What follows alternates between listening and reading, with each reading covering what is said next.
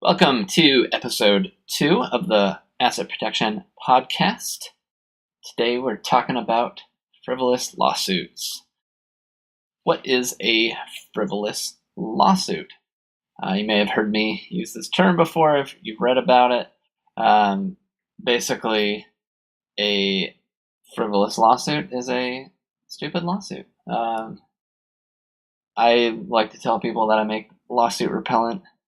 Help them own and structure their assets in a way that prevents stupid lawsuits. So that's my term for frivolous lawsuits. But frivolous lawsuit is a baseless lawsuit grounded in fantasy that only requires a few $100s to file in the court, but potentially tens of thousands of dollars to defend. So with all the good intentions of any U.S. court system, there is always room for abuse, and civil lawsuits are certainly abused in the U.S. Attorneys file more lawsuits here than anywhere else in the world. There's no requirement that you prove a case. You can just essentially file some garbage paperwork, and you force somebody to have to hire an attorney and respond to you and spend a whole bunch of money to basically point out that your case is stupid.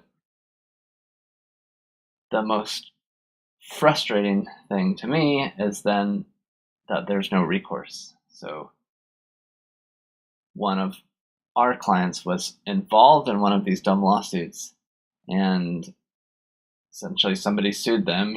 You read their complaint. The dates were wrong. The facts were made up. An owner of a business was said to not be an owner of a business. Anyway, it was ridiculous.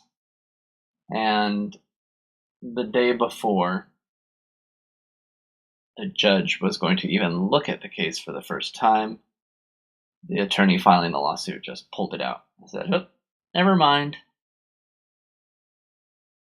Why did he do that? Because obviously it was going to get thrown out.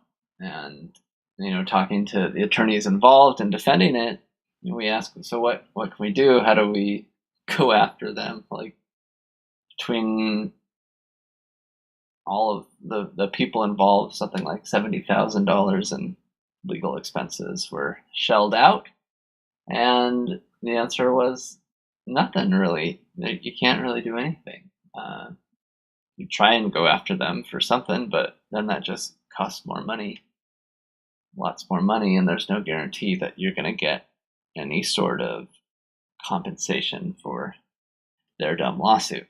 So for that reason, contingency attorneys know that they can use the court system as a means to shake people down to get an easy payout, or you can use it to exert pressure on someone. Our own President Trump has been involved in thousands, something like 3,500 lawsuits. I think he averages about one a week, was what the statistic was, but essentially he says that he uses it to get leverage over somebody else because he can afford to go through that whole court process and other people can't, and therefore that makes them want to settle because it sucks to be in the middle of a lawsuit. Makes it hard to sleep at night, stresses you out, costs a lot of money. So if you could do some planning, which you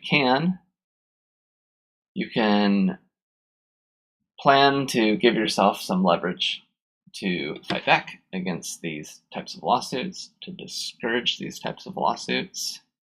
And I think that's a great idea.